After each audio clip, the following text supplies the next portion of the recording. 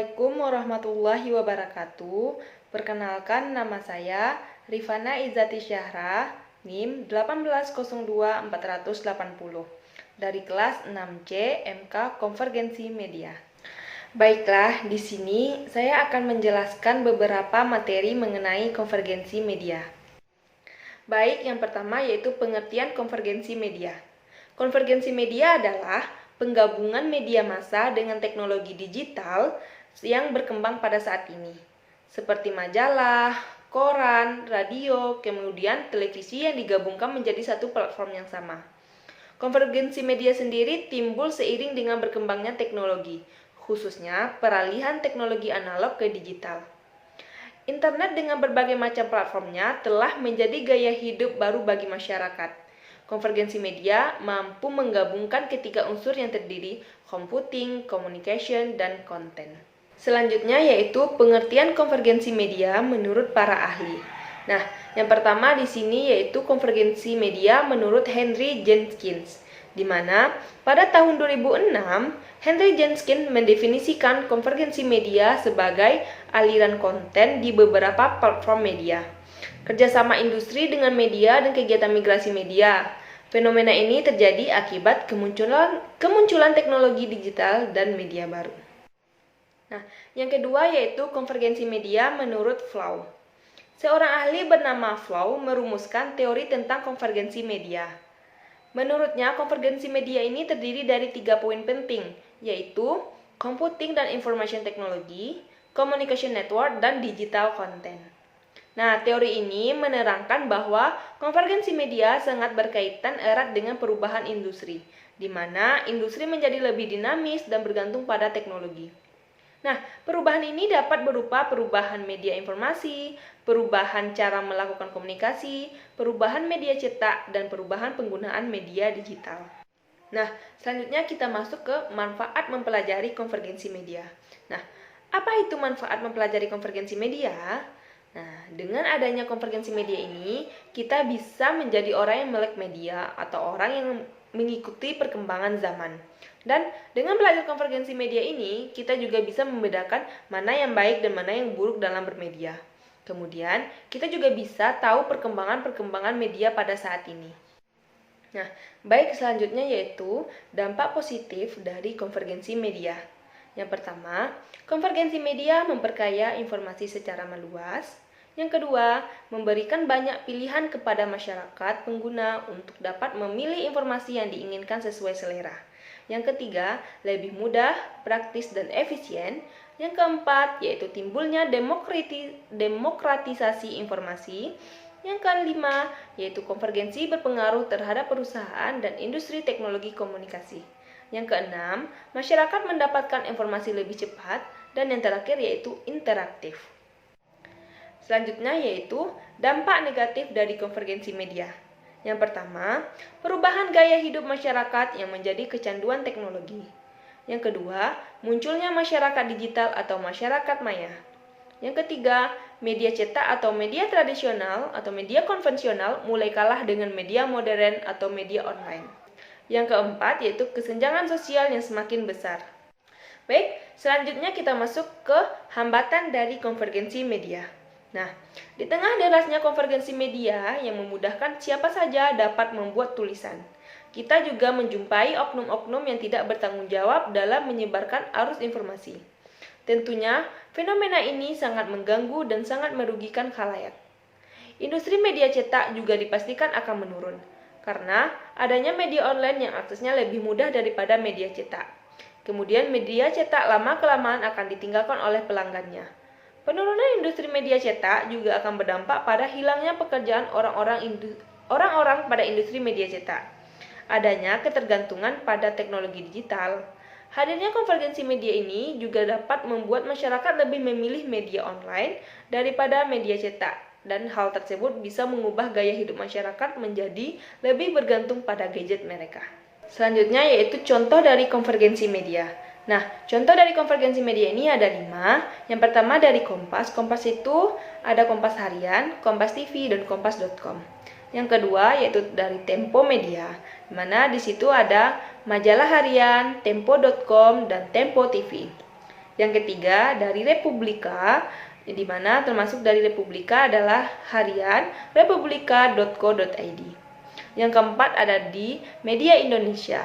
Yang termasuk dari Media Indonesia yaitu harian Metro TV dan metrotv.com. Baik, yang terakhir yang kelima yaitu Seputar Indonesia. Yang termasuk dari Seputar Indonesia yaitu harian sindo.com dan RCTI. Nah, di sini kita lihat dari contoh konvergensi media dari Kompas. Nah, Kompas merupakan salah satu media yang paling berpengaruh di Indonesia. Sebelumnya, Kompas hadir dalam bentuk media cetak berupa koran yang terbit harian. Seiring dengan perkembangan teknologi, Kompas melakukan konvergensi media dengan meluncurkan portal berita kompas.com. Nah, portal ini memberikan berita yang lebih cepat, real time, dan beragam. Para pembaca Kompas yang sebelumnya harus membeli koran, kini dapat mengakses informasi melalui internet. Konten berita yang ditampilkan pun menjadi lebih beragam untuk menyasar pasar yang lebih luas. Selain portal berita, Kompas juga menyediakan versi digital dari koran Kompas berupa e-paper Kompas. Nah, hal ini memungkinkan pelanggan harian koran Kompas untuk tetap bisa mengakses berita melalui laptop, smartphone, tablet, dan gadget lainnya.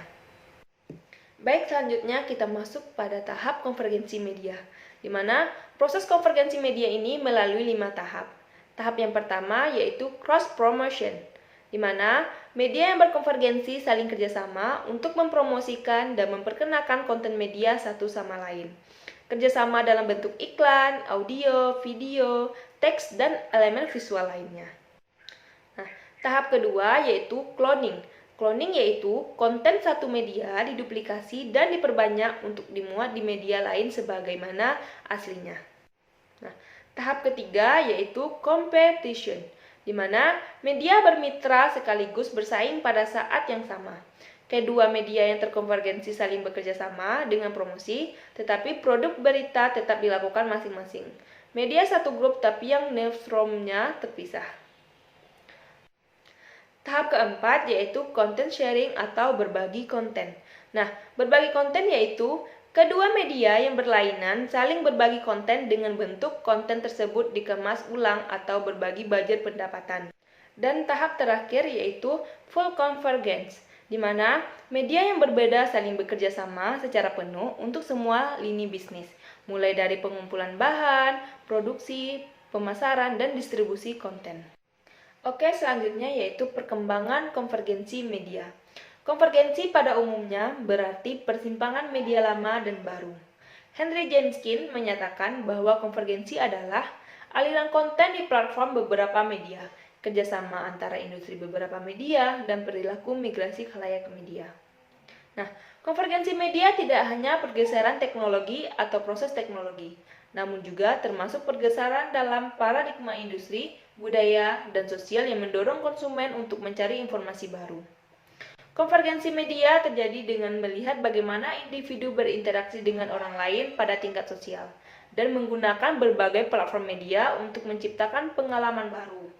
Bentuk-bentuk baru media dan konten yang menghubungkan kita secara sosial dan tidak hanya kepada konsumen lain, tetapi untuk para produsen perusahaan media.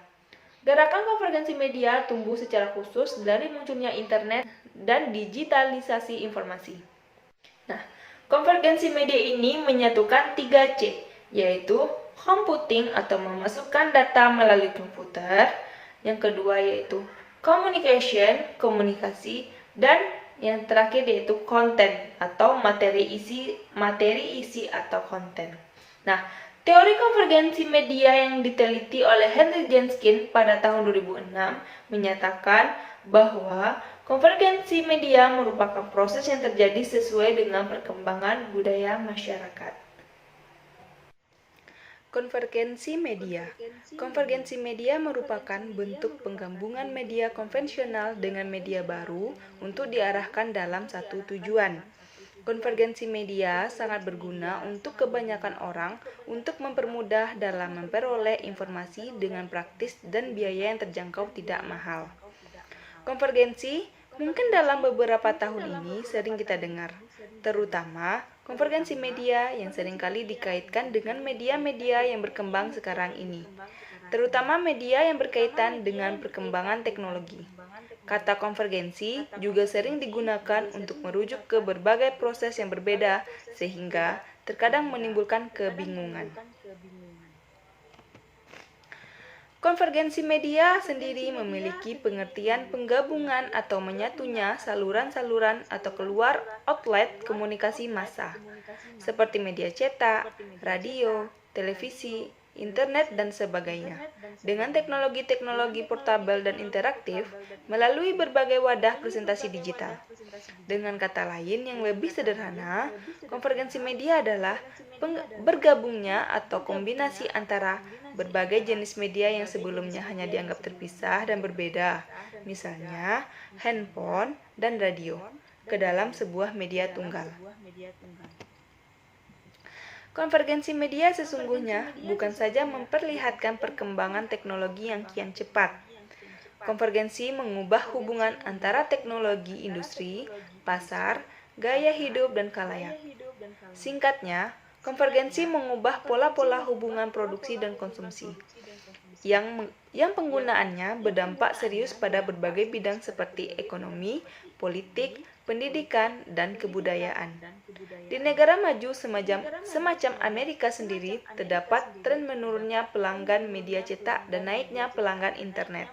Bahkan, diramalkan bahwa dalam beberapa dekade mendatang, di negara tersebut masyarakat akan meninggalkan media massa tradisional dan beralih ke media konvergen. Jika tren-tren seperti itu merebak ke berbagai negara, bukan tidak mungkin suatu saat nanti peran pers online akan menggantikan peran pers tradisional. Kunci dari konvergensi adalah digitalisasi. Seluruh bentuk informasi apapun diubah menjadi format digital, sehingga dikirim ke satuan binari digit atau bit.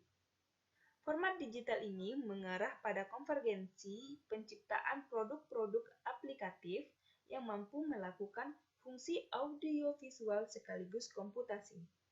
Sekarang ini, komputer dapat digunakan sebagai televisi dan juga telepon yang dapat menerima tulisan, suara, data, dan juga gambar 3 dimensi. Konvergensi dapat mendorong kompetisi yang lebih besar karena bahan mentah atau raw material bagi semua media saat ini menjadi luar biasa murah. Tidak perlu lagi mengeluarkan biaya produksi tinggi untuk membeli kertas, cukup dalam bentuk digital yang hampir nol biaya produksinya. Dasar terbentuknya konvergensi media.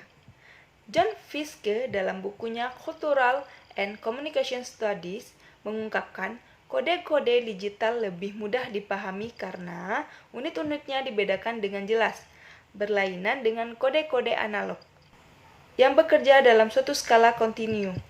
Jadi, tidaklah heran jika dalam orientasi perkembangan peradaban manusia mengarah pada proses digitalisasi atau dengan kata lain, proses menuju kemudahan, kelengkapan dan kecepatan dalam mendapatkan dan memahami berbagai informasi.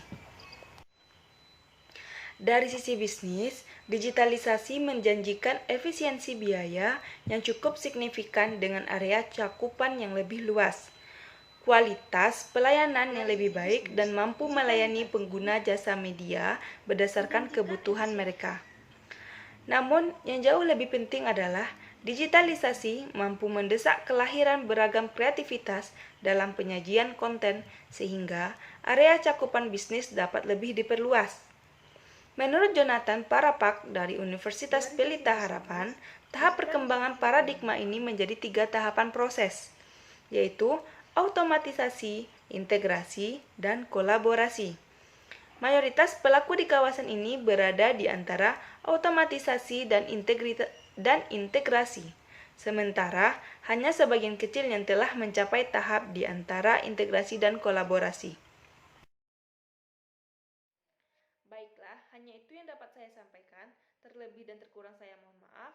Wabillahi taufiq wal hidayah. Wassalamualaikum warahmatullahi wabarakatuh. Jangan lupa like, comment, and subscribe.